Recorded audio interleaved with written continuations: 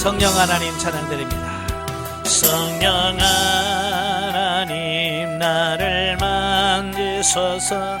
상하고 깨어져 지친 나를 새롭게 하소서. 성령의 바람 시들은 내 영 살리소서. 성령 하나님 이 땅 고치소서. 죄악의 어둠 속 헤매는 우리 태워주소서. 성령의 물로 세상 헛된 맘 태우소서.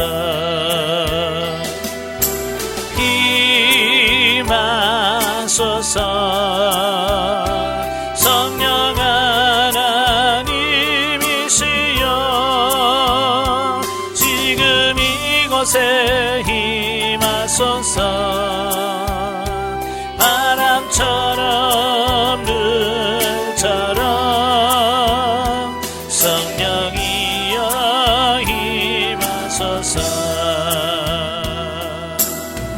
아멘. 네, 기도하겠습니다. 은혜로우신 아버지 감사합니다. 오늘도 우리를 사랑하셔서 귀한 훈련의 장소로 인도하시고 로마서의 말씀을 같이 상고하며 아버지 하나님 영적으로 성장해 갈 수 있도록 주셔서 감사합니다. 이 말씀 나눌 때 성령께서 우리 지각을 열어주시고 우리의 마음과 생각을 붙들어 주사 날마다 깨어지고 변화되는 우리가 되어지게 하옵소서. 시종을 맡겨오며 예수님의 이름으로 감사하며 기도합나이다. 아멘. 이 시간에 로마서 교재 37페이지입니다. 37페이지 오시면 로마서 5장이 나오게 되어지는데요. 자, 5장의 내용이 뭐냐면 그 이신득이로 인한 하나님과의 화평 및 대표와 연합의 원리에 대한 말씀을 하고 있어요. 1절부터 11절까지면 칭의의 결과. 이제 보면은 그 우리가 예수 그리스도를 믿음으로 말미암아 의롭게 된다고 하잖아요. 그걸 칭의라고 그래요. 이 칭의를 얻은 결과로 얻게 되는 축복인 하나님과의 화평, 또 소망, 즐거움 등에서 언급을 하고 있는데요. 곧 하나님께 칭의됨으로 하나님과 더불어 화평을 누리고 멸망의 상태가 변하여 즐거움과 소망의 상태에 있게 됨을 밝혀주고 있습니다. 예. 우리가 칭의를 받기 전에는 우리는 하나님의 심판과 징계 아래에 있어요. 그러나 이제 칭의를 받음으로 인해서 우리에게는 이제 상태가 완전히 바뀌어지는 겁니다. 절망이 아니라 소망이고요. 예, 슬픔이 아니라 즐거움, 이런 상태로 바뀌어지는 겁니다. 예, 이러한 하나님의 화평은 이제 환난으로 여기지 않고 환난을 인내로, 또 인내는 연단을 소망으로 승화시킴으로써 도리어 신앙 성숙의 기회를 여기며 이로 인해 즐거워할 수 있는 상태까지 이르게 된다라고 하는 겁니다. 자, 이 부부관계도 마찬가지예요. 예, 부부관계도 다른 게 너무 많죠. 자, 그러나 사랑을 하면 모든 걸 초월해요. 뭐 부부관계뿐 아니라 모든 대인관계 마찬가지예요. 예, 사랑을 하면 국경도 초월합니다. 그죠? 인종을 초월합니다. 또 물질도 다 초월할 수 있어요. 근데 사랑하지 않으면 이게 다 문제가 되는 거예요. 국경도 문제고 인종도 문제고 돈이 많니 적으니 너 심지어 또 뭐 많이 배웠니 못 배웠니 이런 것까지 다 문제가 되는 거예요. 왜? 사랑하지 않기 때문에 그러는 거예요. 마찬가지로 하나님께 칭의를 얻게 되면 문제가 문제로 여겨지지 않는 거예요. 그러니까 옛날에는 환란으로 느껴졌어. 근데 이제 칭의를 얻고 나면 환란이 아니라 이걸 연단, 나를 하나님 훈련시키는 거구나, 이걸로 바뀌어지는 겁니다. 또 연단은 환란은 인내는 연단은 소망으로 이렇게 승화시킬 수 있는 능력이 생기는 거예요. 자, 그런데 여기서 하나님과의 화평이라고 하는 말을 바로 이해하려면 먼저 하나님과 인간의 관계성에 대한 인식과 이해가 필요한데, 그것은 우리가 본질상 하나님과 원수되었으며 진노의 자식들이었으며 세상에서 떠나 있다는 사실을 우리에게 말씀해 주고 있습니다. 즉, 인간은 죄 때문에 하나님과 인간 사이의 교제가 단절되었음을 의미합니다. 그죠? 아담과 하와가 범죄하고 난 이후에 하나님과 우리의 관계가 단절되어요. 이걸 영적 사망이라고 얘기하는 겁니다. 따라서 그리스도의 사역 없이 인간이 하나님과의 정상적인 관계를 회복할 수 있다고 말하는 것은 있을 수가 없다. 예수 그리스도가 이렇게 멀리 있는 하나님과 우리 사이의 관계를 회복시켜 줬다는 말이에요. 자, 왜냐하면 그리스도의 중보 사역만이 죄된 우리를 죄에서 건져내어 의롭게 하시고 화목제물이 되어 주셔서 하나님과의 교제를 회복시킬 수 있기 때문이다. 멀어진 원수된 하나님과 우리의 관계를 예수 그리스도의 십자가에 못 박혀 죽으심으로 이 관계를 회복시켜 주었다는 말이에요. 예수 없이는 이게 안 된다는 말이에요. 그러므로 그리스도를 통하여 이신층의 은혜 안에 있는 자만이 하나님과의 화평을 누릴 수 있다는 사실을 잊어서는 안 된다. 한편 본문 가운데서 그리스도를 믿기 이전에 인간 상태인 연약함, 불경건함, 죄인됨, 또 하나님과 원수됨의 상태와 더불어 그리스도를 믿음으로 의롭다함을 받은 후에 화평과 은혜와 즐거움의 상태를 대조적으로 나타냄으로써 의롭다함을 받는 자의 축복을 구체적으로 이렇게 명시해 주고 있습니다. 자, 12절부터 21절까지 우리가 첫째 아담과 둘째 아담을 비교하는 내용이에요. 자, 여기서 대조시키면서 그들 간의 차이점을 증거하므로 죄의 보편성과 더불어 이신득의 원리에 대한 근거와 보편성을 제시해주고 있습니다. 자, 먼저 최초의 인간 아담의 범죄함으로 인해 죄가 인류에게 들어왔음을 언급하고 있습니다. 우리가 왜 죄인이냐 이걸 설명해주고 있는 거예요. 이것은 사람은 모두 첫사람 아담과 육적으로 연결되어 있기 때문에 아담이 지은 죄는 보편적으로 인류에게도 적용되어지며 죄의 결과로 주어지는 사망도 인간 모두에게 그대로 적용되어짐을 나타냅니다. 이걸 보통 원죄라 그래요. 아담이 범죄한 그 죄성을 그대로 이어받는다 그 말이에요. 그래서 인간으로 태어난 아담의 후손으로 태어난 모든 사람들은 다 죄를 가지고 태어난, 따라서 인간은 죄 때문에 죽을 수밖에 없는 존재가 되어버렸다는 겁니다. 이건 이미 선언되었어요. 죄의 삭은 사망이요 라고 해서 죄를 가지고 있는 모든 인간들은 어때요? 궁극적으로 사망에 이를 수밖에 없다는 거예요. 그런데 오늘날 우리에게는 둘째 아담 대신 그리스도가 계십니다. 그리스도는 하나님께 불순종했던 아담과는 달리 성부 하나님의 구원 계획에 따라서 십자가의 대속 사역을 순종으로 감당하심으로써 인류의 법적 대표로서 새 생명을 이루셨다라는 겁니다. 따라서 그분의 속죄 사역으로 말미암아 인류에게 새 생명과 구원의 가능성이 주어졌으며 이것은 누구든지 저를 믿는 자 곧 영적으로 그리스도와 연합하여 주의 죽으심과 부활에 동참하는 자에게는 다 이게 적용되어진다는 거예요. 자, 이를 가리켜서 소위 대표와 연합의 원리라고 말합니다. 대표와 연합의 원리. 이는 아담이 온 인류의 머리였듯이 이제 그리스도께서 인류의 새 머리가 되신다고 하는 것을 의미한다. 자, 우리가 이제 올림픽이라든지 뭐 이런 월드컵이라든지 보면 국민이 나가는 게 아니라 우리가 다 나가는 게 아니죠. 우리나라에서 대표를 뽑아서 그들이 나가요. 그죠? 사실은 우리 뭐 예를 들어 축구 선수가 나가서 월드컵을 한다. 나와요. 친인척 관계가 하나도 없어. 그죠? 우리 뭐 사촌이 있기를 해요. 조카가 있기를 아무도 없어. 근데 우리도 대한민국 짜작짜작 왜 그래요? 그렇죠. 우리나라의 대표예요. 우리나라의 대표이기 때문에 나와 혈연적 관계가 아무것도 없어도 그들은 우리의 대표란 말이에요. 그러니까 그들이 이기면 우리가 막 야 그러는 거예요. 지면 어때요? 꼭 내가 진 것처럼 에이 그랬나? 왜? 그들은 우리의 대표기 때문에 그래요. 그래서 대표가 이기면 다 이기는 거고 대표가 지면 지는 거예요. 바로 이게 대표와 연합의 원리라 그 말이에요. 왜 아담이 죄를 지었는데 우리가 왜 죄인이냐? 아담은 우리의 대표라니까요.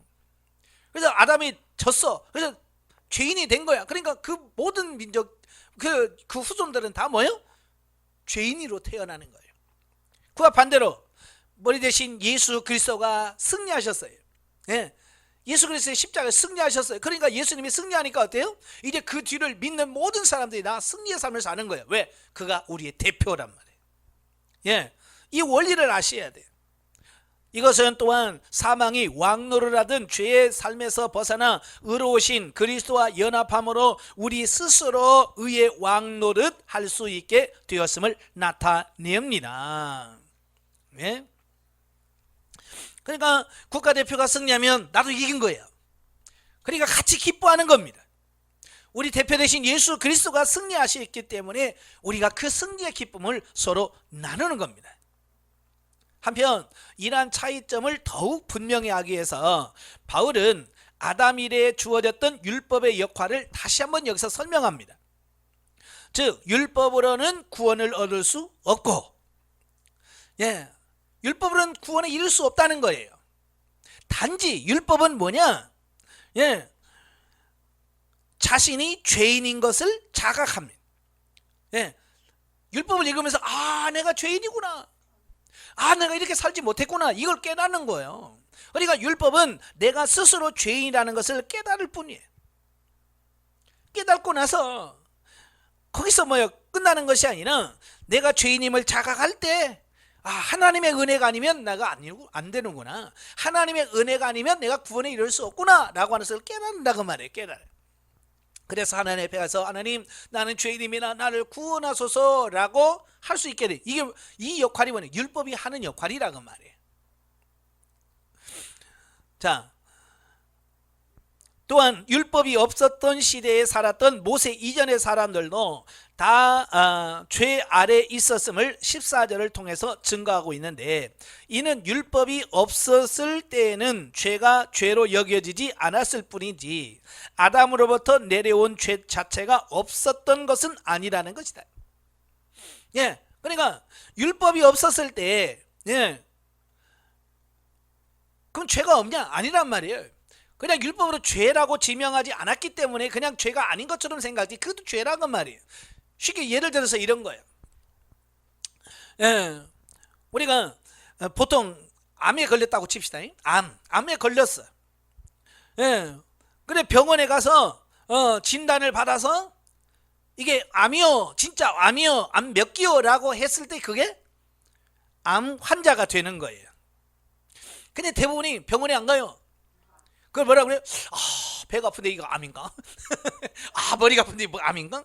이러는 거 말이에요. 그건 아니에요. 내가 생각해서 이거 죄인인가? 아니란 말이에요. 명확하게 이건 암이다 뭐다라고 의사가 판결을 해줘야 돼요.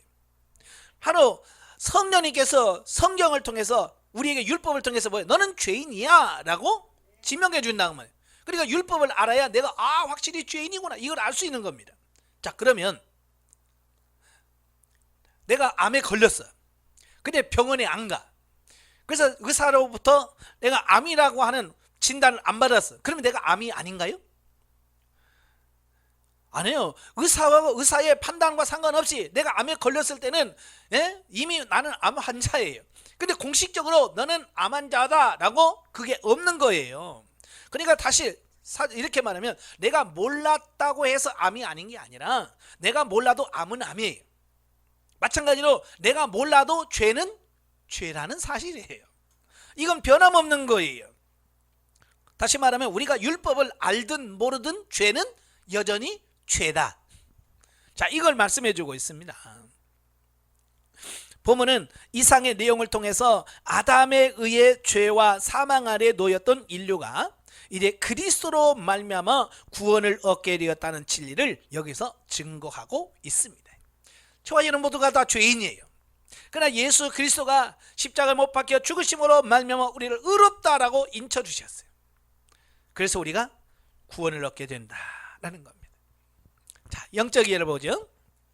자, 우리는 하나님의 은혜 가운데 이미 우리의 죄를 모두 사하고 의인이라 칭하신 분이 매 순간 선하게 인도하신다는 믿음으로 순종해야만 한다.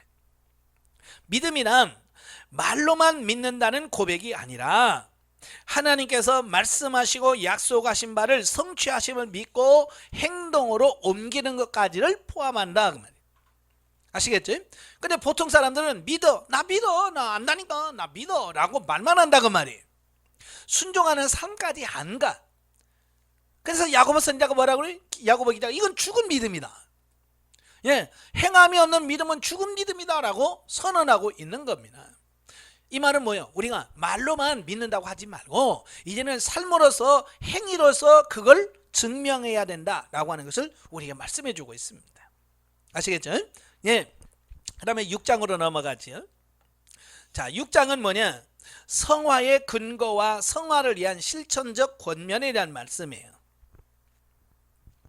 자, 이 성화라고 하는 말은 우리가 거룩한 삶으로 변화되어져 가는 걸 말해요. 쉽게 말하면 예수님을 닮아가는 삶을 성화라고 이렇게 표현하죠. 예. 자, 우리가 예수 그리스도를 믿고 칭의를 받은 것으로 만족할 것이 아니에요. 예. 나 이제 예수 믿고 의인이 돼서 거기서 끝나는 게 아니란 말이에요. 그 이후의 삶은 변화가 되어서 예수님을 닮아가는 삶이 우리에게 나와야 된다. 이걸 로마서에서 우리에게 말씀해 주고 있는 거예요. 지금 우리 한국교회가 가장 놓쳐버린 게 바로 이런 거예요. 성화된 부분을 놓쳐버린 거예요. 뭘만 강조했냐? 예수 그리스도를 믿으라. 그러면 내가 의롭게 된다. 구원 받는다. 이것만 강조한 거예요. 예, 물론 그 부분 중요해요. 그러나 내가 예수 그리스도를 믿고 구원받은 이후에 내가 어떻게 삶이 변화될 거냐라고 하는 부분이 매우 중요하다. 자, 그 성화의 근거가 1절부터 11절까지 나옵니다. 자, 사도 바울은 당시에 있을 법한 반론들을 예상하면서 이에 대해 스스로 질문하고 대답하는 형식으로 변론하는 방법을 자주 사용하였는데요.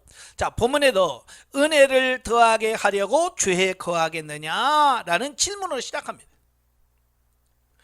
예, 그러니까 이 은혜에 대한 말씀을 했을 때 많은 사람들이 오해할 수 있단 말이에요.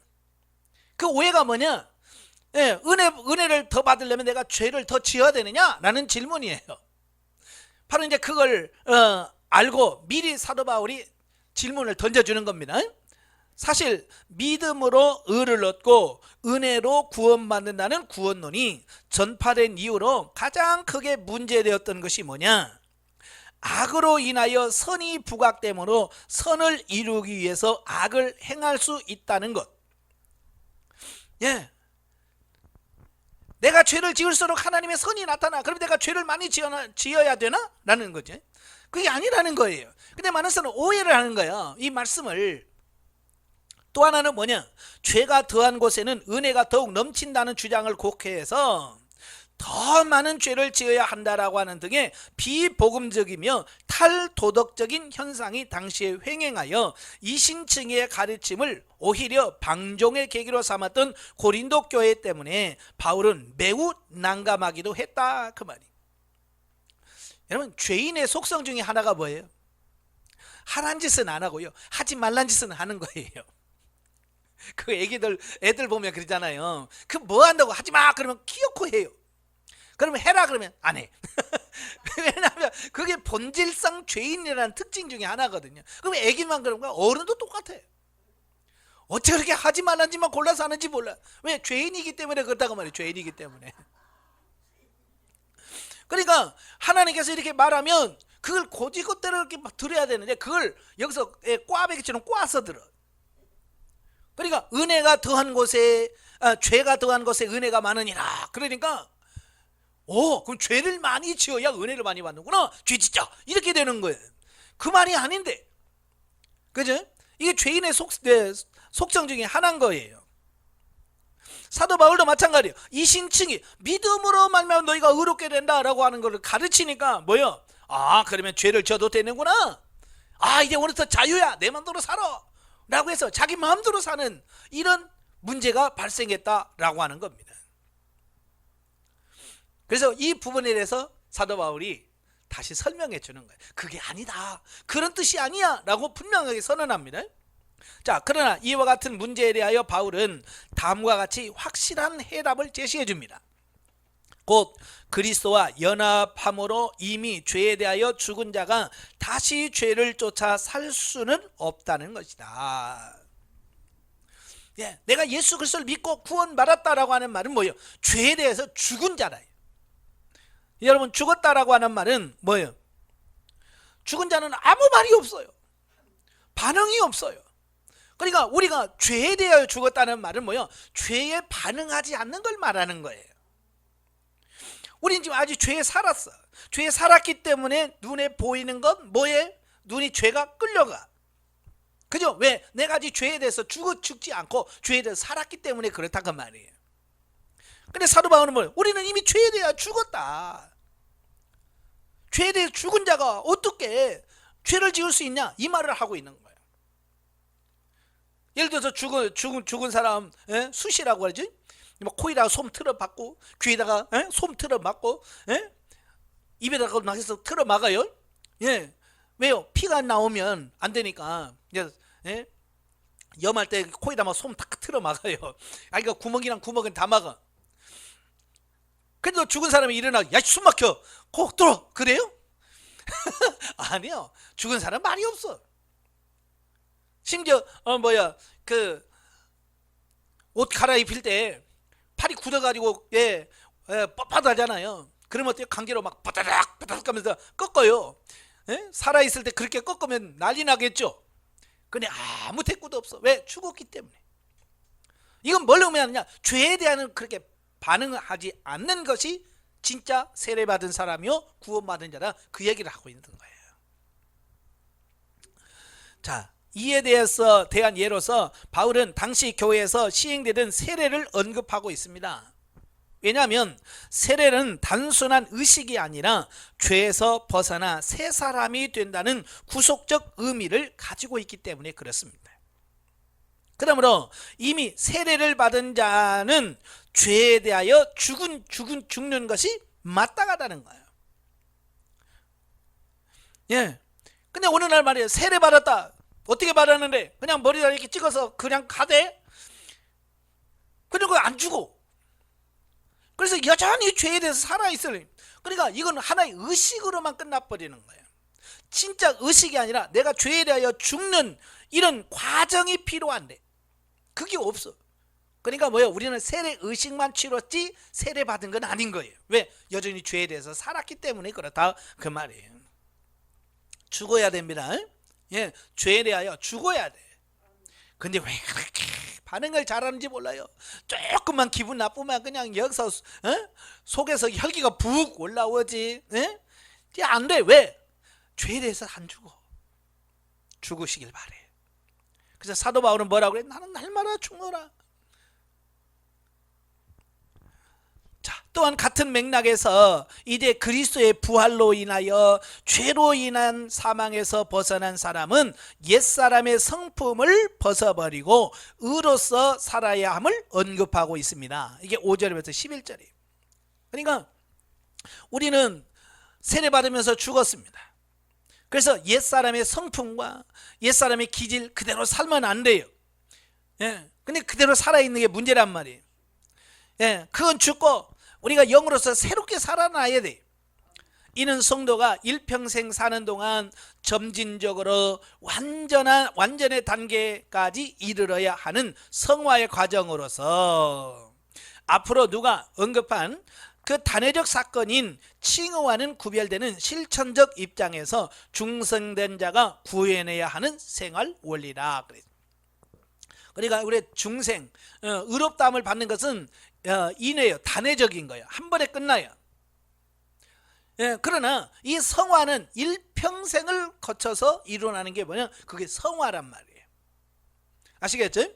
그래서 우리는 계속 죽을 때까지 계속해서 성화의 과정을 거쳐 가야 돼요. 그래서 사도 바울이 뭐라고 그랬어요? 구원을 이루라 그랬잖아요. 보통 사람, 나 구원 받았는데 뭘 또 구원을 이루어? 라고 말한단 말이에요. 그 구원을 이루라고 하는 말은 뭐예요? 성화 구원을 이루어 가라, 그 말이에요. 그래서 영혼은 예수 그리스도를 믿을 때 내가 거듭나죠, 중생하죠. 그때 영이 살아, 영이 구원 받았어요.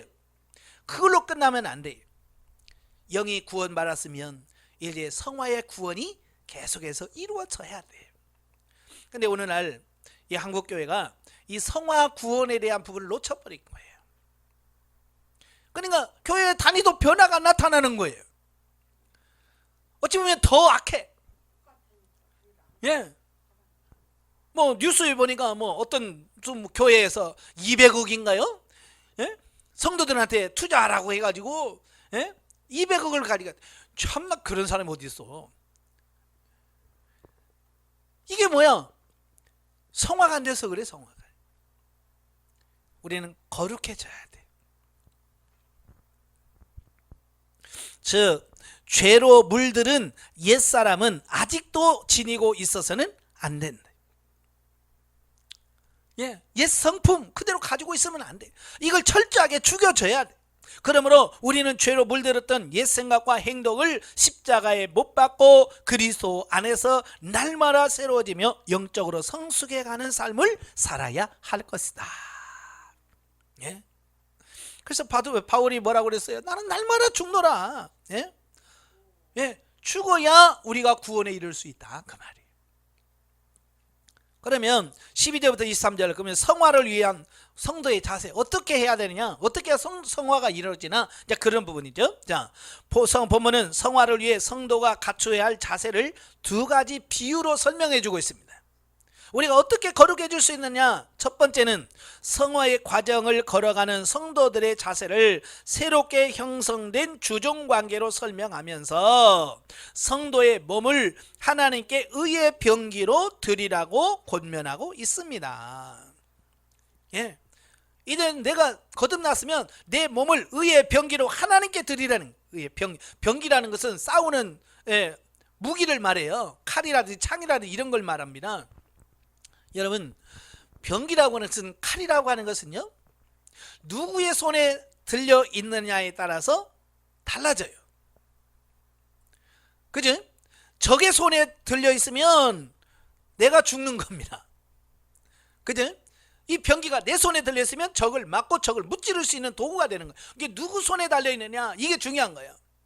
그러니까 마귀에게다 우리 몸을 맡기면 마귀가 우리 몸을 사용해서 행하는 모든 것마다 다 죄가 되게 만들어요. 그러나 우리 몸을 하나님께 맡기면 하나님께서 우리를 사용하셔서 의의 병기로서 하나님의 뜻을 이루는 도구로 사용할 수 있다는 말이에요. 그래서 여러분들이 여러분의 육체를 어디다 누구에게 맡길 것이냐라고 하는 게 중요한 거예요. 그래서 사도 바울은 너희 몸을 의의 병기로 하나님께 드려라, 하나님이 쓰실 수 있도록 드려라라고 말씀합니다. 즉 죄에 대하여 싸워 이기라는 말씀이에요. 특히 바울은 성도가 은혜 아래에 있기 때문에 죄가 성도를 주관치 못하며 죄에서 해방되었음을 강조하는 것으로 성화를 위해 성도가 하나님의 종된 자로서의 자세를 취하여야 함을 보여주고 있습니다. 즉 이는 성도가 이제 죄의 권세 아래 있지 않고 죄로 인한 심판에서 벗어나 하나님을 주인으로 모신다는 뜻이다. 그러기에 성도는 하나님의 성품을 닮아가는 삶을 살아갈 수 있다는 것이다. 예. 여러분, 자녀를 낳아서 길러보면 어때요? 이 자식들이 나이가 들어가면 들어갈수록 누구 닮아요? 부모 닮아요. 어찌 그렇게 꼭 닮은지 몰라. 예, 어떤 집사님이 그래요. 아이고, 아들을 보면 꼭 자기 남편을 보는 거 똑같아. 걸어가는 폼이나 뭐나 자기 남편하고 똑같아. 어떻게 너는 늙어갈수록 커갈수록 아빠만 닮냐. 그게 정상인 거예요. 그러니까 우리가 예수 그리스도를 바르게 알고 하나님을 바르게 믿으면 우리가 하나님을 닮아가게 돼 있는 거예요. 근데 많은 사람이 하나님을 닮아가질 않아. 누굴 닮아가요? 마귀를 닮아가. 이게 왜요? 예? 지 아버지가 마귀니까 그러는 거예요. 예, 아버지가 마귀니까 마귀 닮아가는 거예요. 예. 내가 낳았는데 옆집 아저씨 닮으면 이상하잖아요, 이거. 그렇잖아요? 마찬가지예요. 우리 하나님을 닮아야 되는데 왜 마귀를 자꾸 닮냐고요. 이건 아직 이 관계가, 하나님과 나와의 관계가 주종관계, 하나님은 아버지시고 나는 그의 종이라고 하는 이게, 이 주종관계, 이게 형성이 안 돼서 그렇다라는 겁니다.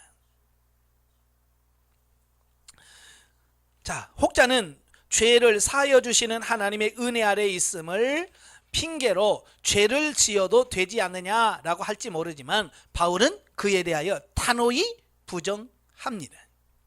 예. 아유, 은혜도 받고 그랬으니까 좀 죄 좀 짓고 살면 안 되냐? 은혜가 많으신 하나님이 뭐 또 용서해 주겠지. 뭐 이렇단 말이에요. 그게 아니란 말이에요. 사도 바울은. 예. 너희가 정말 하나님의 은혜를 받았다면 결코 죄를 지어서는 안 된다. 이걸 말씀해 주고 있습니다. 다음으로 성화의 과정을 걸어가는 성도의 자세로 헌신과 순종을 강조하고 있습니다. 자, 이것은 죄의 종노를 해서 벗어나 말씀에 순종하여 의의 종노를 하는 것을 뜻합니다. 사실 성도는 죄에서 해방되었지만 여전히 죄의 성향을 지니고 있으므로 삶을 살아가는 동안 부단히 죄와 대항하여 싸워야 하는데, 그때 우리 자신의 몸을 의의 종으로 들여 거룩함에 이르기를 힘써야 하는 것이다. 그랬어요.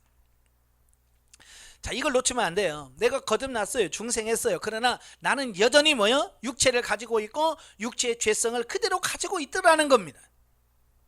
그러니까 내가 죄를 짓지 않으려고 해도 죄를 지을 수밖에 없는 거예요. 이게 문제란 말이에요. 그러니까 그걸 우리가 인식을 해야 돼요. 아, 그렇구나. 내가 의롭게 되어도 내가 예수를 믿고 구원을 받아도 내가 육신을 가지고 있고 육성, 죄성을 가지고 있기 때문에 나는 죄를 지을 수밖에 없구나 라고 하는 것을 인식을 했을 때, 그래, 내가 이렇게 살면 안 돼. 그게 되어지는 거예요. 근데 많은 사람들은 뭐야? 다 자기가 완전히 변화되었다고 착각하는 거야. 예, 이 정도면 됐지 뭐. 나만큼만 살아. 이런단 말이에요. 그러니까 변화가 나타날 리가 없지요. 분명히 내가 죄성을 가지고 있다는 존재. 영성해도 마찬가지예요. 어떤 분이 저한테, 목사님, 왜 영성하는데 왜 이렇게 죄가 자꾸 지어져요? 예? 당연하지. 그래서 왜? 이 육체를 가지고 있기 때문에 그래요. 그렇죠? 그래서 제가 늘 그러잖아요. 이 육체, 우리가 살아있는 한 영성은 졸업이 없다. 그렇죠? 이 육체를 가지고 있는 한은 영성 졸업은 없어요. 죽을 때까지 계속해서 어때요? 영적으로 살려고 몸부림치고 기도하면서 가는 거예요. 그리고 예수님을 닮아가려고 부단히 노력하다가 때가 되면 주님께서 일로 와 그러면 네 하고 가는 거예요. 변화된 것만큼 갖고 가는 거예요. 그러니까 좀 더 성장하고 좀 더 변화된 모습으로 하나님 앞에 서기 위해서 우리가 지금 몸부림치는 거예요. 이는 성화의 과정에 있는 구원받은 자의 마땅히 행할 바이다. 그러므로 그렇게 함으로 성도는 영생이라고 하는 거룩한 열매를 선물로 얻게 된다. 자, 영적에 보면, 자, 우리가 육체의 생각과 마음이 원하는 바를 따라 사는 삶은 그 당시는 즐거울지 몰라도 영적인 안목에서 봤을 때 쇠하고 소멸될 삶이다. 왜냐? 우리의 육체는 죽고 썩어질 존재이기 때문이다. 그러니까 이 세상에서는 그냥 육체가 원하는 살면 편하고 좋아요. 재밌어요. 왜? 육체는 죄 짓는 게 너무 좋거든요. 그래서 육체는 재밌어. 근데 뭐 영적으로 보면 이건 죽고 썩어 소멸할 삶이야. 왜? 죽으면 다 끝나는 거니까. 따라서 우리는 영적 성숙을 향하여 우리의 생각과 마음과 행함의 총체적인 부분을 성령님께 의탁하고 인도하심을 받는 훈련을 쌓아가야 합니다. 이러한 훈련이 지속적으로 행해질 때 세밀하고 정확하고 구체적인 부분까지 하나님의 뜻을 따라 순종할 수 있는 단계로 나아갈 것이다. 자, 그래서 여러분 묻고 행하라는 것을 입문과정 때부터 계속 말씀드렸어요. 하나님 어떻게 할까요? 라고 해서 주님께 말씀을 듣고 그 말씀에 따라 순종해 가야 돼. 그래서 내가 하나님 말씀에 순종하면 하나님의 음성이 잘 들립니다. 그러나 하나님께서 말씀할 때 내가 순종하지 않지요? 그럼 나는 어느 순간에는 하나님 음성이 안 들려버려. 그러니까 상담하다 가끔 목사님 왜 전에는 말씀이 들렸는데 왜 안 들릴까요? 그런 상담을 많이 해요. 예, 하나님께서 말씀해서 순종하지 않으니까 하나님께서 말씀하지 않는 겁니다. 그래서 하나님 말씀에 순종하는 훈련을 하셔야 돼요. 아시겠죠? 그래서 하나님의 말씀에 적극적으로 순종을 하실 때 하나님의 음성이 더 풍성하게 들려지는 겁니다. 이런 과정을 통하여 하나님이 우리의 생애 가운데 세밀하게 역사하심을 온전히 알게 하려고 정확하게 역사하신다. 우리가 말로는 믿음대로 행한다 하고 생활은 육신이 원하는 대로 행한다면 이율배반적인 행위인 것이다. 예, 말로만은 잘 산다고, 말로만은 정말 믿음 있다고 하니 삶에서 안 나타나니. 따라서 하나님의 은혜의 법 안에 있는 우리가 죄가 주장치 못하도록 육신의 욕심을 위해 살던 습관을 매 순간 진리에 앞서 복종시켜야 한다. 예, 그래서 옛날 방식으로 살면 안 돼. 근데 육체는 옛날 방식이 너무 좋거든요. 그래서 옛날 방식으로 자꾸 사는 거예요. 그래서 어때요? 사도 바울은 내 몸을 쳐 복종케 하면, 그렇게 옛날로 살던 것을 쳐서 안 돼, 그렇게 살면 안 돼라고 분명히 해야 돼요. 이걸 바꿔 가야 돼요. 옛날 방식 그대로 살면 안 되는 거예요. 옛날 방식 그대로 막 화나면 성질 내고 막 있는 대로 막 살고, 예? 내가 하고 싶은 대로 하면 안 된다 그 말이. 그래서 의의 종이 된다는 것, 하나님의 말씀을 지켜 행한다는 것은 자신의 생각에 걸러서 지킬 수 있는 것만 지키는 것이 아니라 이해가 되지 않고 할 수 없는 일인 것 같아도 하나님의 명령으로 알고 순종할 때 하나님이 하시는 일을 보게 된다. 많은 사람들은 뭐예요? 내가 이해가 된 것만, 맞아, 이해가 된 것만 하려고 그래. 근데 이해가 되든 안 되든 하나님께서 말씀하시면 내가 할 수 있든 할 수 없든 상관없어요. 해야 돼. 하나님 말씀에서 하라 그러면 해야 되는 거예요. 진리 안에서 의의 법을 따라 의의 종이 되어 거룩함에 이르는 삶이 지속될 때 말씀대로 이루어지는 삶으로 인하여 감사하고 진정한 평강을 경험하게 된다. 하나님은 이처럼 우리에게 의의 거룩함에 이르는 기회를 주신다. 자, 이제 7장으로 넘어갑니다. 자, 7장은 성도와 율법과의 관계 및 성화의 과정에 있는 성도들에게 있어서의 율법의 역할에 대한 말씀을 합니다. 1절부터 6절 율법의 정죄로부터의 자유. 보면은 혼인의 비유를 통해서 율법의 행위에 의해서가 아니라 무조건적인 그리스도의 은혜로 구원받은 성도의 율법에 대해 죽었기 때문에 더 이상 율법의 정죄를 받지 않는 자유자임을 말합니다. 자, 이를 언급하는 이유가 뭐냐? 자, 예수님을 구약에서 예언된 메시아로 믿긴 하면서도 궁극적으로 구원을 받기 위해서는 율법을 지켜야 된다라고 주장하는 그 율법주의적인 생각을 가진 자들이 있었기 때문이라고 말이에요. 이게 문제라고 말이에요. 그래서 사도 바울이 율법으로는 구원에 이를 수 없어 라고 선언하고 있는 겁니다. 따라서 먼저 남편이는 여인이 남편의 생전에는 그 남편에게 매인바 되나 남편 사후에는 자유로워짐으로 다른 남자에게 가도 간음이 되지 않음을 이야기하고 있다. 그죠?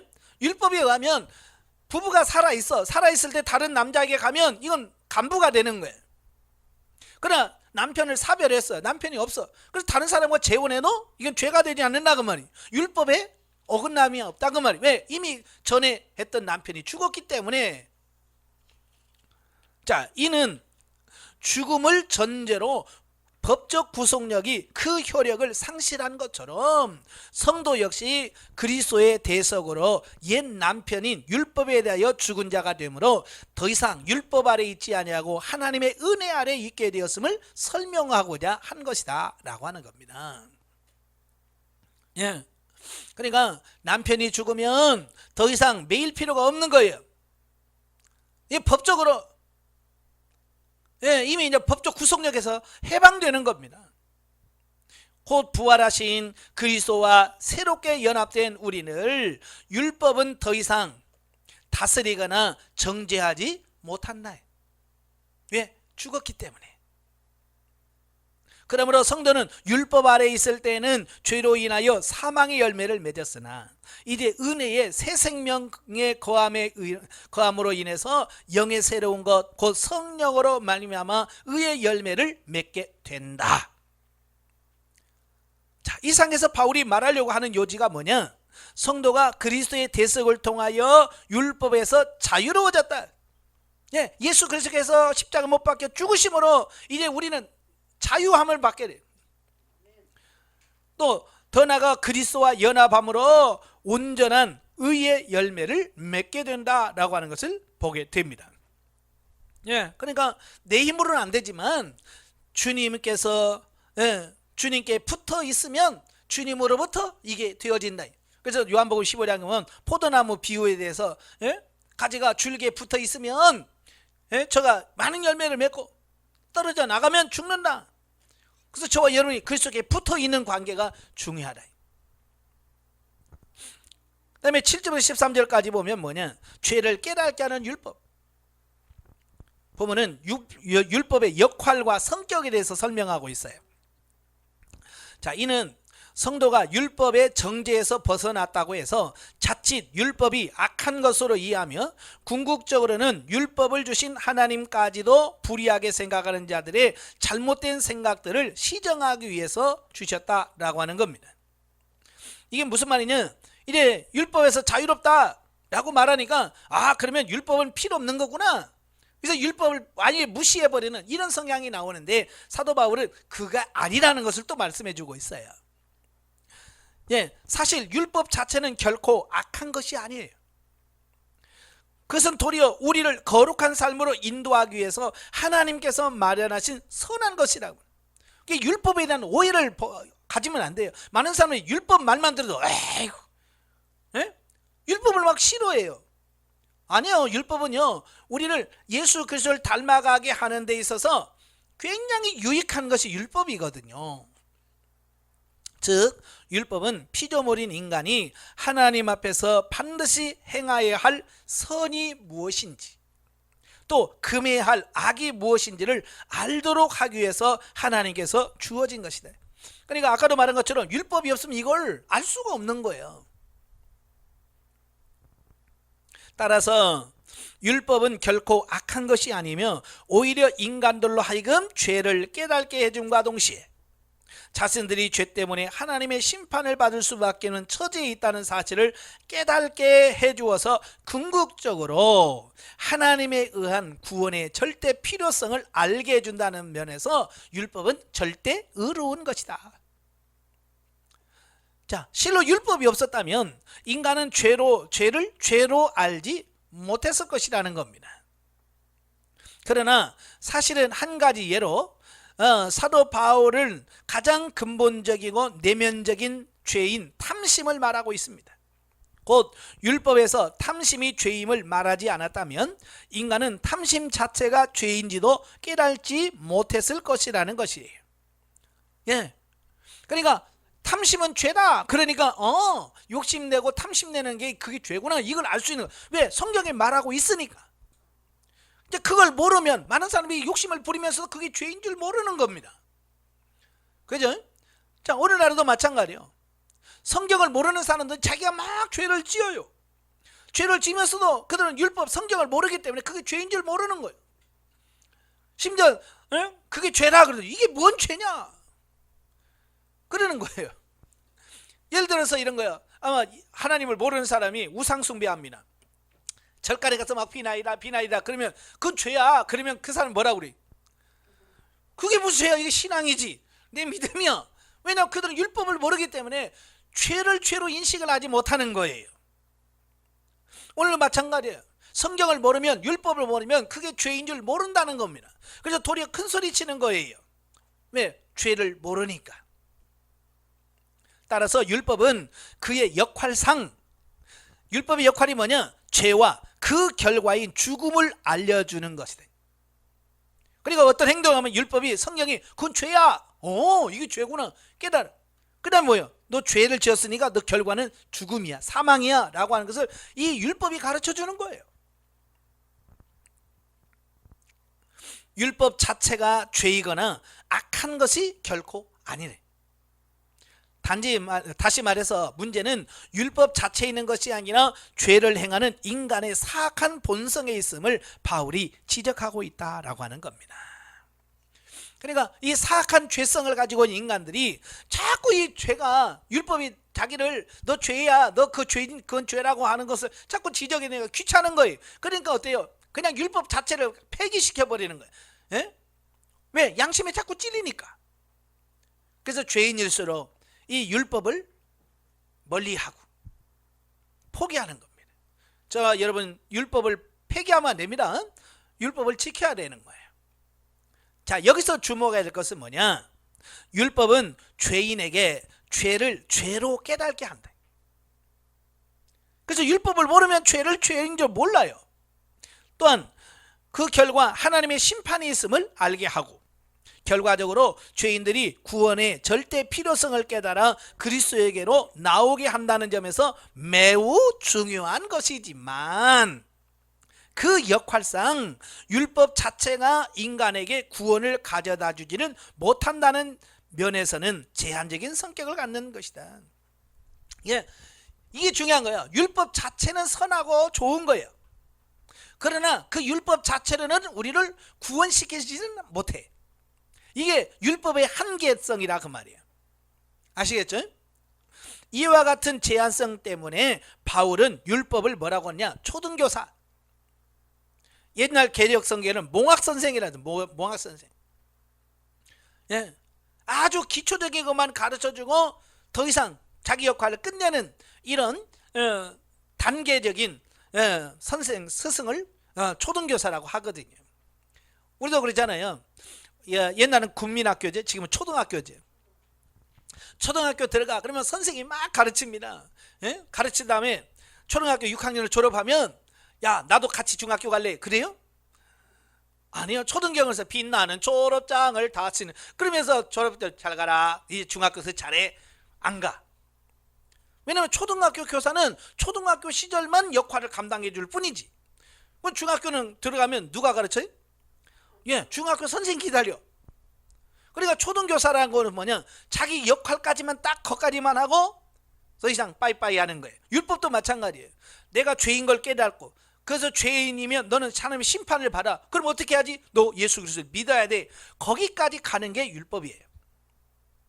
아시겠죠? 그래서 그 역할의 한계성, 이걸 가르쳐주기 위해서 초등교사라고는 표현을 쓰는 겁니다. 자, 14절부터 25절까지 오면 그리스도인의 내적 갈등. 자, 앞단락에서 바울은 하나님이 주신 율법은 그 자체가 선한 것이며 우리에게 죄를 깨닫게 해주는 역할을 한다는 사실을 증거했죠. 이건 우리가 아셔야 돼요. 그런데 죄를 깨닫게 하는 율법의 역할은 죄인이 그리스도의 복음을 받은 후에 끝나는 것이 아니라, 비록 그 역할이 그리스도인의 구원 자체와는 전혀 상관이 없다 할지라도 구원받은 성도의 성화의 삶을 위해 절대 필요하다는 것이다. 그러니까요, 이 율법은 뭐냐면 예수 그리스도 앞에까지 인도하고 나서 그 다음은 뭐야?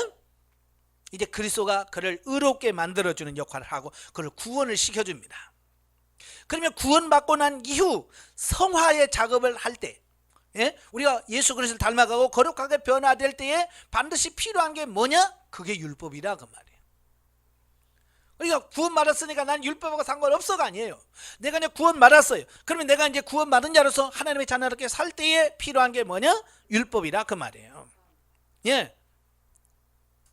즉 율법은 그리스도의 성화를 위하여 극복해야 할 죄가 무엇인지를 알게 해 준다. 그러니까 내가 예수를 믿고 구원을 받았으면 성경 말씀을 계속 읽어야 되는 이유가 그거예요. 말씀을 성경을 읽으면서, 이 부분이 아직도 내가 처리가 안 됐구나. 이 부분이 내가 아직 성화가 안 됐구나. 아직도 내가 이런 거 끊지 못했구나. 그래서 말씀을 통해서 계속 우리로 하여금 깨닫게 해주는 겁니다. 그래서 그걸 하나씩 하나씩 고쳐갔을 때 어느 사이에 내가 예수님을 닮아가고 변화되어 있는 거예요. 그래서 율법은 그래서 성화의 과정에서 필수다. 넘겨서 46페이지에 보시면, 자, 죄의 대가는 이미 그리스도의 대속의 죽음으로 다 치루어졌지만 그 죄의 오염은 여전히 우리 육체 가운데 남아 있어서 그리스도인들로 하여금 거룩하고 의로운 삶을 살지 못하게 한다는 겁니다. 이 육체의 죄성이 우리를 예수님을 닮아가야 되는데 이 죄성이 자꾸 우리를 무너지게 만드는 거예요. 다시 죄를 짓게 만드는 겁니다. 이 때문에 바울이 율법의 조항들을 알고 있음에도 불구하고, 몰라서가 아니에요. 알고 있어. 죄지면 안 된다. 성질내면 안 된다. 가늠하면 안 된다. 알아. 근데 육체가 말을 안 듣는 거예요. 그래서 바울은 율법의 조항을 알고 있음에도 불구하고 이 육신의 연약함 때문에 자신의 뜻과는 다르게 율법의 요구와 반대되는 악을 행하는 자신의 모습을 보면서 크게 탄식하고 있습니다. 오호라, 나는 곤고한 사람이로다. 또 이 사망의 몸에서 나를 구원해내랴 라고 하는 그 탄식을 하는 거예요. 이건 구원의 문제가 아니고 성화의 문제예요. 오늘 우리도 내가 예수님을 닮고 영성을 삶을 살려고 하는데 그렇게 안 살아, 못 산단 말이에요. 그럴 때 이 탄식을 해야 돼요. 그래서 이런 갈등은 그리스도인이면 누구나 갖게 되는 내적 갈등이다 라고 하는 거예요. 이런 갈등이 있어야 성화가 됩니다. 근데 많은 사람들은 이런 갈등을 안 해요. 대부분의 뭐라, 예수 믿고 너무 편하고요, 너무 행복하고요, 너무 좋아요, 그러고만 하고 있지, 이런 사도 바울이 가는 호란 나는 공간, 이런 갈등을 안 해요. 영성을 말하면서 좀 어떠세요? 그러면 너무 좋아요. 안 돼요. 그 사람은 너무 힘들어요. 내가 이 말씀대로 못 살아서 너무 힘들어요. 그런 사람이 진짜 영성이 되는 거야. 그 뭐야, 사도 바울이 했던 그 갈등을 하고 있다는 얘기예요. 그러나 이런 갈등을 절망을 부르거나 성도를 파국으로 몰아넣지 않는다. 이 영적 갈등은요, 하면 할수록 내가 변화되고 새로워지는 거지, 이것 때문에 내가 망하거나 절망 가운데 가는 게 아니에요. 왜냐하면 죄의 대가는 예수 그리스도의 대속의 죽음으로 다 치러졌기 때문이다. 오히려 그러한 갈등은 그리스도인들이 성화를 위하여 자기 죄와 싸우고 있다는 증거이며, 또 의와 거룩의 길로 나아가고 있다는 증거다. 예. 그러니까 제가 훈련 받으면 상담하면서 잘 돼요, 좋아요, 그런 사람 안 된다니까요. 너무 힘들어요, 못하겠어요, 난 그만둘래요, 이런 사람들이 끝까지 잘 가고 변화돼요. 아시겠죠? 왜? 그 안에 지금 영적 갈등을 하고 있다는 얘기예요. 사도 바울이 경험했던 이 갈등을 하고 있다는 거거든요. 이 때문에 바울은 자신의 죄성에 대한 극도의 비탄 후에 그가 깨닫는 게 뭐예요? 우리 주 예수 그리스도로 말미암아 하나님께 감사리로다. 그 찬양을 하고 있습니다. 성도는 비록 자기 죄 때문에 고통받고 갈등하기는 하지만 그리스도로 말미암아 구원과 영생이 확실히 보장된 상태에서 죄와 싸우고 의와 거룩의 길로 나아가고 있는 것이다. 아멘. 예, 지금 우리가 싸움은 예수님께서 이미 이겨놓은 싸움이에요. 그러니까 우리가 쉬운 거예요. 왜? 이미 이겨놨기 때문에. 처음부터 싸우려면 얼마나 힘들겠어요. 그렇죠? 근데 이미 이겨놨단 말이에요. 너무 쉬운 싸움이에요. 자, 영적이게 보죠. 처음부터 성령의 인도하심을 따라 철저하게 살 수 있는 사람은 아마도 없다. 없을 거예요. 우리에게 말씀을 따라 지키는 훈련의 과정과 시간이 필요하다. 예, 훈련과 시간이 필요한 거예요. 많은 분들이 왜 3년입니까? 예, 3년 해도 안 돼요. 제가 분명히 말해요. 왜? 변화라고 하는, 성화라고 하는 것은 시간이 필요한 거예요. 시간이. 예. 그래서 많은 분들이 그래요. 한 두 달 해놓고 목사님 나는 안 되는 것 같아요. 당연히 안 되죠. 제가 그래요. 당연히 안 되죠. 3년 해도 안 됩니다. 제가 그래요. 그러면 왜요? 예, 영성훈련은 죽을 때까지 해야 되는데 3년은 그래도 내가 육신적으로 살던 삶에서 영적으로 살 수 있는 그 토대를 마련해 주는 것 뿐이지 3년 했다고 끝나는 게 아니라 그 말이에요. 즉 적극적인 경건의 연습과 순종의 연습이 하나님의 사람이 되게 하는 거예요. 7장 13절에서는 두 자아의 대립에 대하여 말씀하고 있습니다. 우리 속에는 성령의 법과 죄의 법이 투쟁합니다. 우리 안에 싸워요. 우리는 육체의 법에 따르는 삶에 익숙해져 있기 때문에 하나님의 뜻에 따라 살고자 하지만 육신의 장벽에 부딪힐 때 충돌이 있게 됩니다. 그죠? 우리는 나면서부터 육체의 법대로 사는, 이 자로 사는 것을 너무 익숙해. 왜? 그게 나의 삶이었고 그게 나였기 때문에. 근데 어느 날 영성훈련 받고 이제는 육으로 자아로 살던 삶을 영으로 살아야 된다고 하니까 그때부터 부딪히잖아요. 그죠? 그래서 힘들 수밖에 없어요. 그러나 그 힘듦이 결국 우리를 성화, 거룩하게 하는 밑거름이 된다라는 겁니다. 그러니까 영성훈련 받으면서 편할 생각하지 말아야 돼요. 예. 8장으로 가죠. 이제 8장은 죄와 사망의 법에서 해방과 양자됨, 곧 및 구원의 확실성과 최후 승리에 대한 확신에 대한 말씀이에요. 1절부터 17절 생명의 법에 속한 자의 삶. 그러니까 앞장 7장 7절부터 25절에서 바울은 그 죄를 깨닫게 하는 율법의 역할에 대한 설명과 함께 성화의 과정 중에서 죄로 말미암아 그리스도인들이 반드시 겪게 되는 내적 갈등을 설명한 후에 바울은 전장에 대한 결론임과 동시에 1장부터 7장까지의 결론이기도 한 그리스도 예수 안에 있는 자에게는 결코 정점이 없다라고 선언을 합니다. 그리고 나서 그리스도인의 이런 죄와 사망의 법, 곧 율법 아래 있지 아니하고 생명의 성령의 법 아래에 있어서 성령을 쫓아 하나님을 기쁘시게 하는 삶을 살고 있다라고 말씀을 하고 있습니다. 우리가 이제 이런 말이 있어요. 로마에 가면 로마 법을 따라야 된다. 그런 말이 있어요. 그러니까 우리가 육신에 머물 때는 그냥 율법에 매여서 그냥 그렇게 살아요. 그러나 우리는 이제 그리스도를 믿음으로 말미암아 우리가 이제는 그리스도의 삶이 되는 거예요. 그렇죠? 그리스도의 사람인 거예요. 그러니까 그리스도의 사람이 되니까 율법에 매여온 것이 아니라 생명의 성령의 법에 지배를 받고 그걸 따라야 된다. 그 얘기를 하고 있는 거예요. 예. 그러니까 이런 거예요. 우리가 이 대한민국에 있을 때는 대한민국의 법을 따라야 돼. 그지? 근데 외국에 가요. 외국에 가면 어떻게 해야 돼? 그 나라의 법을 따라야 되는 거예요. 마찬가지로 우리가 지금까지 예전에는 마귀의 자녀였기 때문에 그렇게 살아요. 그러나 이제는 우리가 하나님의 자녀로 바뀌어졌잖아요. 그러니까 이제 하나님의 자녀다운 삶을 살아야 되는 거예요. 그리고 과거 육신에 속하여 죄와 사망의 법 아래에 있을 때의 삶과 이제 예수 그리스도의 구속을 힘입어 생명과 성령의 법 아래 사는 삶을 서로 대조시키면서 성도는 구습을 쫓아 육신을 따라 살지 말고 성령을 따라 의와 거룩함으로 살 것을 권면하고 있는 내용이 나옵니다. 참 그런데요, 이 습관이라는 게 참 무서워요. 어렸을 때부터 늘 죄만 짓고 살던 우리가 이 거듭나고 중생하고 영성훈련을 받아도 이 육체가 그 죄의 습관을 다 끊지를 못한다 그 말이에요. 그게 문제라 그 말이에요. 우리가 갈등하는 이유도 거기 있어요. 이게 그냥 탁탁 끊어지면 얼마나 좋겠어요.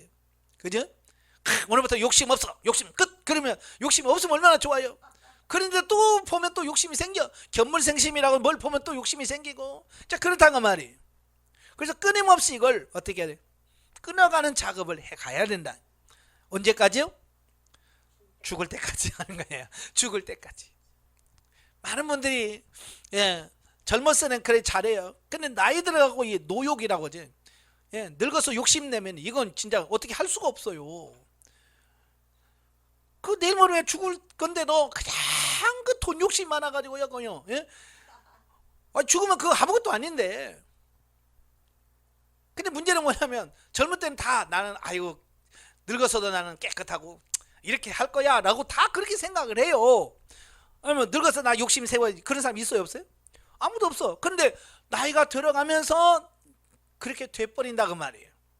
그러니까 그걸 놓고 늘 기도하시면서 그런 부분들을 내가 하나씩 정리하지 않으면, 내 속에 있는 이 그 욕심 탐심을 제거하지 않으면 늙어서 나도 그와 같이 똑같이 돼. 젊어서 막 아이고 저기 저렇게 하지 욕심 부려가지고 그랬던 욕하던 삶을 내가 똑같이 또 산단 말이에요. 왜? 내가 변화되지 않으면 그렇다 그 말이에요. 그러니까 어른들이 그러잖아요. 시집살이 해본 사람이 시집살이 시킨다고 그랬잖아요. 그죠? 자기가 결혼해 와서 시어머니한테 그렇게 당했으면 변화돼야 되잖아요. 그죠? 나는 이렇게 살았지만 내 며느리는 그렇게 하면 안 되지. 이래서 끊어야 되는데 나도 그렇게 살았어. 너도 해야 돼. 이러니까 그래서 시집살이 해본 사람이 시집살을 더 시킨대잖아요. 그걸 끊지 않으면 그렇다고 말이에요. 죄를 끊으셔야 됩니다. 아시겠죠? 예, 즉 육신에 속한 사람은 하나님의 법에 어긋나는 이기적이고 사악한 것들이므로 영을 쫓는 생활을 해야 한다는 것이에요. 이것은 곧 그리스도께 새 생명을 부여받은 자들의 의무이다. 그런데 이러한 일들은 성도의 독자적인 힘으로 가능한 것이 아니라 오직 성도 안에 내주하에 계시는 성령님의 능력을 힘입어서야만 가능해진다, 그 말이에요. 이런 변화는 내가 그냥 마음 먹었다고 되는 게 아니에요. 성령 충만하셔서 성령께서 도와주셔야만 가능한. 그래서 보증으로 성령을 우리에게 선물로 주시겠다라고 말씀해 주시고요, 성령 충만을 받으라 라고 명령하는 거예요. 왜? 성령을 받아야 우리가 넉넉히 이길 수 있는 겁니다. 그래서 제가 여러분에게 5시간씩 기도하라고 하는 이유는 뭐냐면, 바로 기도해야 성령 충만을 받고 성령 충만해야 죄를 끊을 수 있기 때문에 그렇다고 말이에요.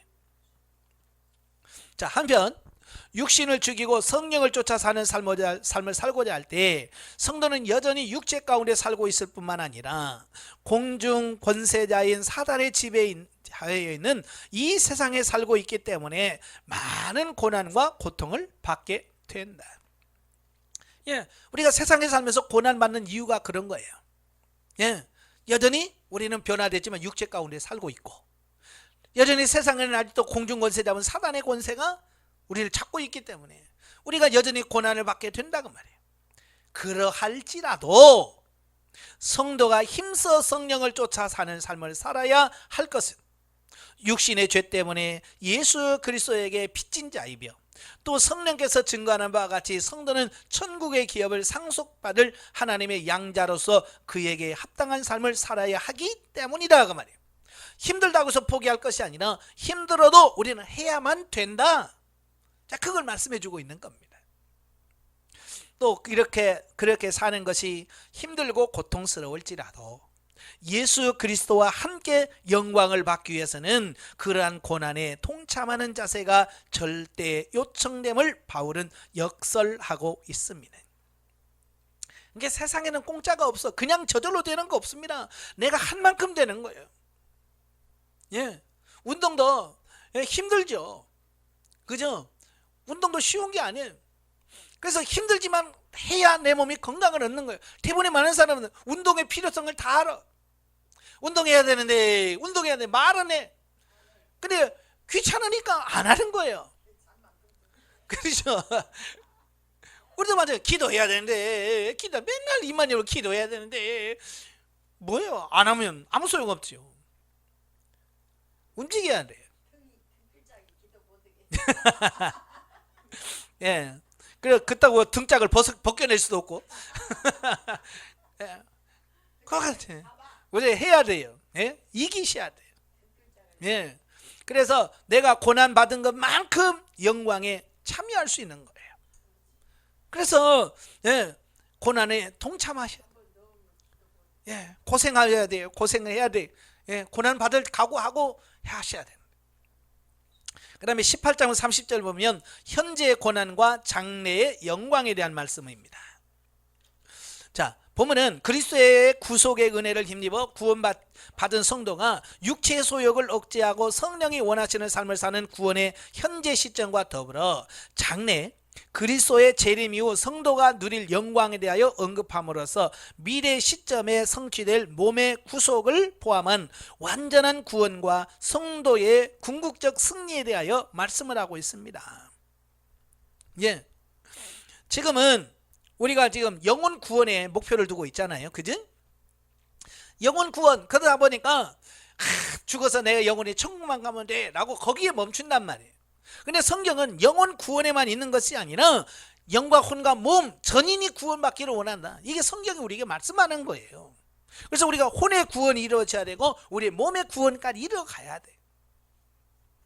앞에서 그리스도 인하여 하나님의 자녀된 자들은 그리스도의 고난에 동참해야 함을 언급한 바울이 본문에서 힘주어 말하는 것은 뭐냐? 현재의 고난은 장차 있을 천국 영광에 비교할 수 없을 정도로 미약하다는 점이에요. 우리는 막 현재 고난 너무 힘들어라고 하는데 나중에 우리가 천국에 가서 받을 상급에 비하면 이 고난은요 아무것도 아니라고 말이에요. 예. 그러니까 지금 이게 크다고 생각하는데 나중에 그 영광을 바라보면 이건 아무것도 아닌 거예요. 이것은 현실의 고난을 애써 축소하거나 무시하려는 것이 아니라 오히려 고난을 힘써 극복할 때 얻을 천국의 영광이 지극히 크다는 것을 말하려고 하는 거예요. 그러니까 이 세상에 사는 고난이 아무 뭐 쉽다는 말이 아니에요. 힘들어요.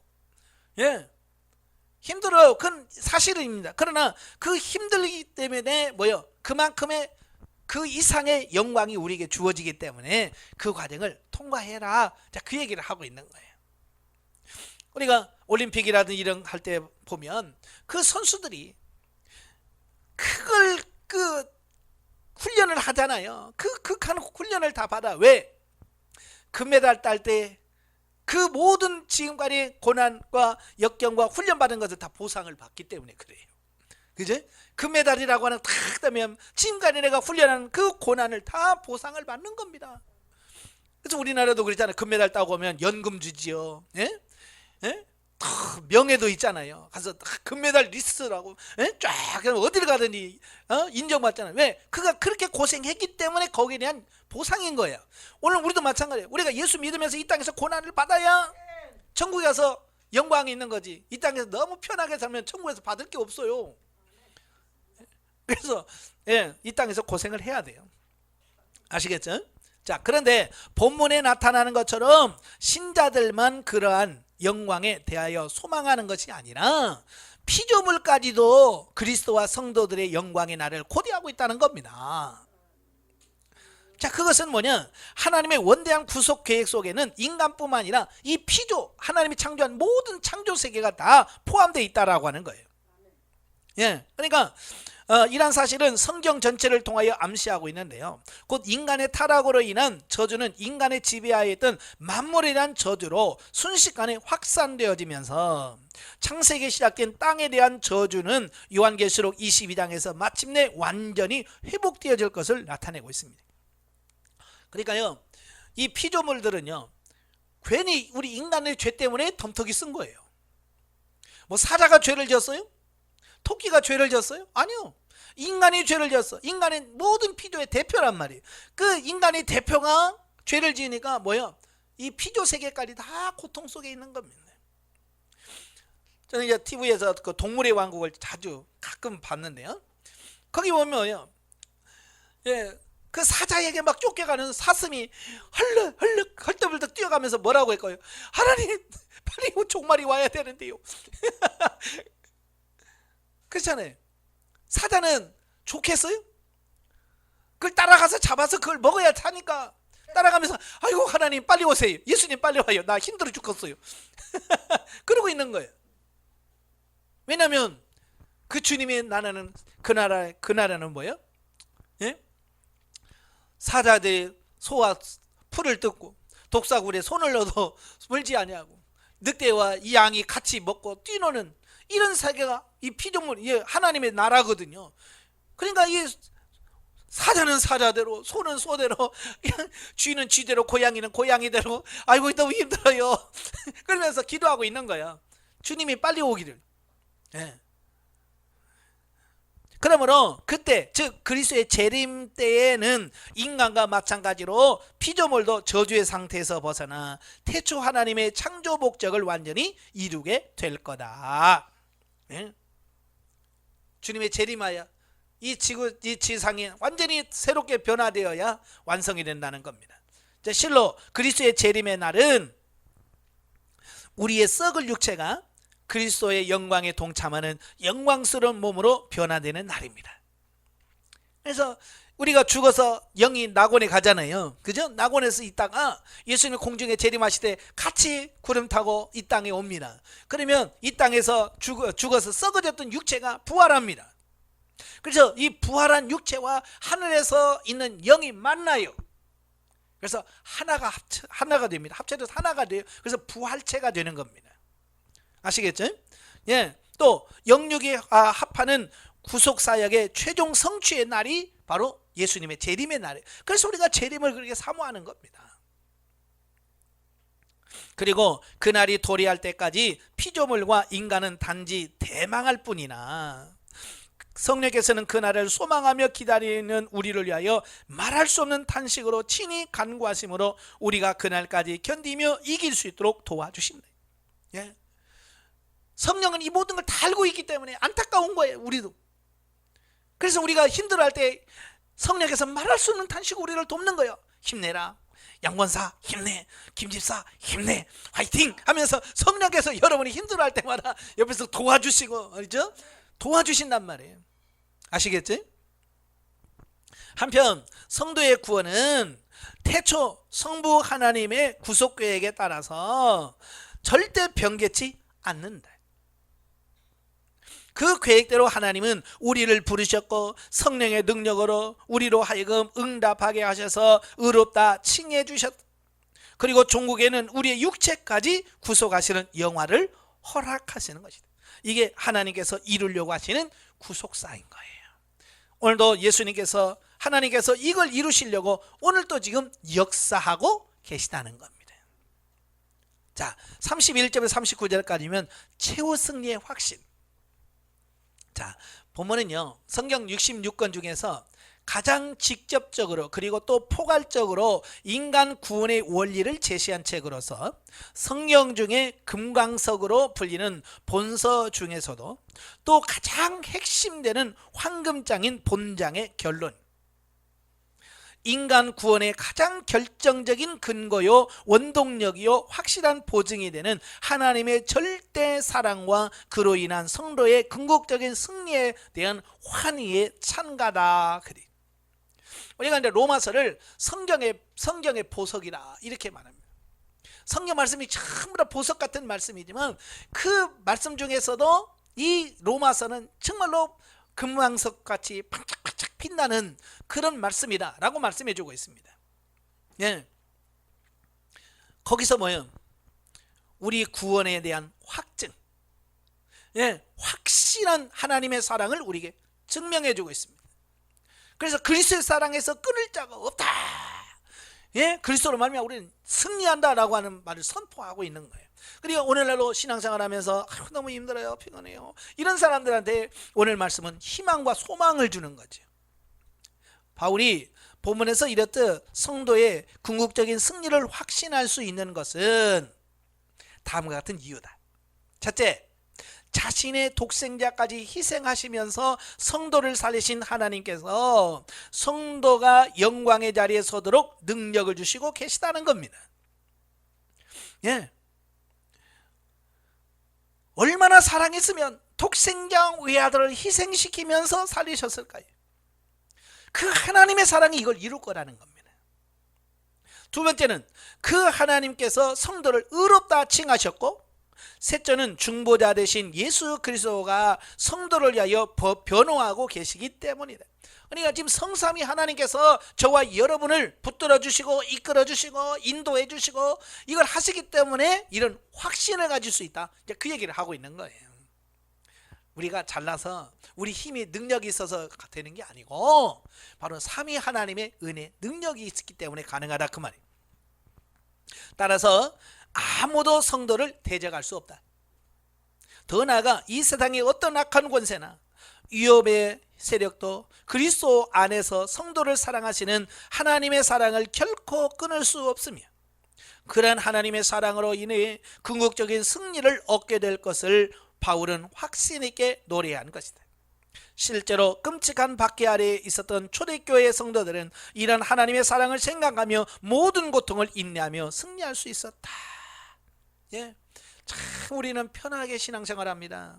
너무 좋은 환경에서 신앙생활하는 겁니다. 초대교회는 예수 믿는다는 것 때문에 감옥에 들어갑니다. 예수 믿는다는 것 때문에 화형을 당합니다. 예수 믿는다는 것 때문에 십자가에 달려 처형을 당합니다.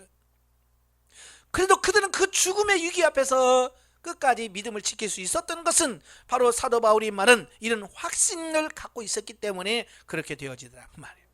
오늘 우리도 그와 같은 확실한 사랑을 깨닫기를 바래요. 영적에 봅니다. 8장에서는 성령의 능력이 지배하는 삶에 대하여 언급을 합니다. 11절에서 우리 속에 내주하시는 성령으로 죽을 몸도 살리신다는 말은 거듭난 하나님의 백성이 날마다 부활의 생명으로 살아갈 것과 주님이 재림하시는 그날에 우리의 육체도 부활한다는 의미를 말씀해주고 있습니다. 육체의 소욕은 성령을 거스른다. 우리는 성령의 지배를 받으며 살아갑니다. 따라서 우리의 영과 성령의 영을 잘 분별할 수 있어야 합니다. 우리 영과 하나님의 영이 다르지만 우리 안에 내주하심으로 하나로 연합될 수 있습니다. 예, 이게 이제 우리가 영적으로 좀 더 성장을 해가면 우리 인간의 영이 있고 성령이 있습니다. 이 인간의 영과 성령의 영을 분별할 수 있어야 돼. 그래서 영의 음성과 성령의 음성이 달라요. 예, 이걸 잘 분별할 수 있어야 돼요. 예. 영의 생각이라고 하는 것은 내 영에서 나오는 생각입니다. 예. 그러니까 내 영에서, 그냥 육신의 생각과 영의 생각이고 또 성령, 내 안에 계신 성령님의 생각이 있어요. 이걸 잘 분별할 수 있는 데까지 우리가 성장을 하셔야 돼요. 예. 자, 우리가 하나님의 고난의 잔에 동참할 때 부활의 영광에도 참여하게 되어집니다. 히브리서 5장 8절에서 예수님은 하나님의 아들이시라도 고난을 인하여 순종함으로 온전케 되셨다라고 말합니다. 즉 그리스도의 고난에 이를 때 온전한 자라 할 수 있다. 또한 고난을 통해서 육체의 죄를 그치게 된다. 우리의 남은 때를 육체를 위하여 살지 않고 하나님의 뜻을 위하여 살아가도록 고난을 허락하신다. 하나님, 예수님도 하나님이시잖아요. 하나님의 아들이셔. 그럼에도 불구하고 그가 고난을 통해서 순종함을 온전히 배웠다는 겁니다. 예수님도 고난을 통해서 순종을 배웠다면 오늘 우리도 뭐예요? 이 고난 통해서 우리의 순종함을 배워서 하나님 말씀으로 사는 법을 배워야 된다. 그 얘기를 하고 있는 겁니다. 예. 성도가 현재 고난이 장차 나타날 영광과 비교할 수 없는 것을 깨닫게 되면 세상의 재력과 명예가 결코 부럽지 않고 현실의 고난에서 자유하게 되어집니다. 예. 그리고 내가 지금 고난당하고 있다는 사실을 부끄럽지 않아요. 근데 많은 사람들은 이걸 모르니까 현재 내가 고난을 당하면 부끄러워요. 예를 들어서 사업하다 망했어요. 그러면 어디 가서 그냥 방구석에 처박혀서 안 나와. 창피하다고. 왜냐하면 고난의 의미를 몰라서 그래. 하나님이 나를 만들어 가시는 과정이구나. 하나님 이 고난의 과정을 통과할 수 있도록 도와주세요라고 기도하면서 내가 어떻게 이기는지를 다른 사람에게 보여줘야 돼. 바로 예수 믿는 사람은 이렇게 고난을 이기는 거야 라고 보여줘야 돼. 예. 병에 걸려도 마찬가지예요. 병에 걸려도 죽겠다 그러지 말고 그래 내가 병에 걸려도 내가 예수 믿는 사람은 이렇게 사는 거야 라고 하는 그런 부분을 보여주기 위해서 나는 병에 걸려도 행복해요 라고 행복한 모습을 보여줄 수 있는 이게 돼야 돼요. 근데 많은 사람들은 그냥 병 걸리면 창피하다고 말도 안 하고. 왜? 고난의 의미를 몰라서 그래. 고난은 결코 부끄러운 게 아니에요. 나를 변화시키는 하나님의 손길인 거예요. 아시겠죠? 그래서 은혜의 단계에 깊이 들어가면 고난을 기대하고 사랑할 수 있는 자가 돼요. 저도 영적으로 성장해서 진리 생명 단계에 들어가니까 하나님 고난 좀 더 주시면 안 될까요? 라고 기도하더라고요. 제가. 왜? 고난이 얼마나 소중하다는 걸 아니까. 예전에는 그렇게 평안을 위해서만 기도했는데 이제는 평안을 위해서만이 아니라 하나님 필요하다면 훈련도 주세요. 필요하다면 고난도 주시고 그 고난을 통해서 나를 세워갈 수 있게 해주세요 라고 기도할 수 있는 겁니다. 왜? 고난의 의미를 알기 때문에 그래요. 그래서 고난으로 인하여 고통으로 느끼지 않는 단계에 이르러 고난을 정복하는 자는 세상이 감당할 수 없다. 예. 그래서 정말 하나님 믿는 사람은 세상이 감당이 안 돼. 그러니까 사도 요한 같은 경우도 그렇잖아요. 계속 복음을 전하니까 그를 죽이려고 끓는 기름가마에 넣었어. 근데 살아나 안 죽어. 왜? 하나님이 보호하시니까. 죽일 수가 없는 거야. 죽이려고 해도 안 죽는데 뭐. 그러니까 어찌할 수가 없는 거야. 그래 밤모섬에 유배시켜. 예. 세상이 감당할 수 없어요. 예. 고난을 두려워하지 않으면 세상이 감당할 수 없습니다. 신령한 사람은 눈에 보이는 소망을 쫓지 않는다. 세상의 모든 것은 잠깐 존재할 뿐 하나님의 때에 모두 소멸할 존재임을 알고 현실의 화려한 유혹에 소망을 두지 않기 때문이다. 여러분 눈에 보이는 땅 이거 베드로 후서에 뭐라고 그랬어요? 다 종이축처럼 말려서 다 체질이 풀어지고 다 이거 없어질 거라는 거예요. 여기다 소망 두지 말라는 겁니다. 따라서 보이는 소망을 향해 구하지 말고 성령을 따라서 간구하게 돼. 우리가 알지 못하는 말을 성령께서 간곡히 하신다. 그래서 우리가 범사에 철저한 성령의 인도하심을 확신하고 따를 때 모든 책임은 하나님이 지시며 또한 주님의 평강이 우리의 생각과 마음을 주장하게 된다. 자, 독자까지 아끼지 아니하시고 내어주신 하나님은 당신의 백성들에게 무엇이든지 주실 수 있는 분이지만 우리가 영적으로 변화되고 장성하여 하나님과 온전한 관계가 되어 그분의 뜻을 전적으로 순종할 수 있는 단계가 되었을 때 구하지 않아도 모든 필요를 채우신다. 우리가 지금 2단계까지 가기를 원하시는 거예요. 할렐루야. 빨리 영적으로 잘 성장해서 구하지 않아도 주시는 단계까지 가시는 여러분 되시기를 바랍니다. 기도하겠습니다. 은혜로우신 아버지, 우리가 로마서를 통해서 참 많은 것을 깨닫습니다. 율법의 한계와 또한 성령을 통해서 사는 삶에 대한 부분을 오늘 말씀을 들었습니다. 이 말씀을 우리 가슴속에 새겨지게 하셔서 그 말씀대로 사라져지는 우리가 되어지게 하옵소서. 예수님의 이름으로 감사하며 기도합나이다. 아멘. 하나님 경도입니다.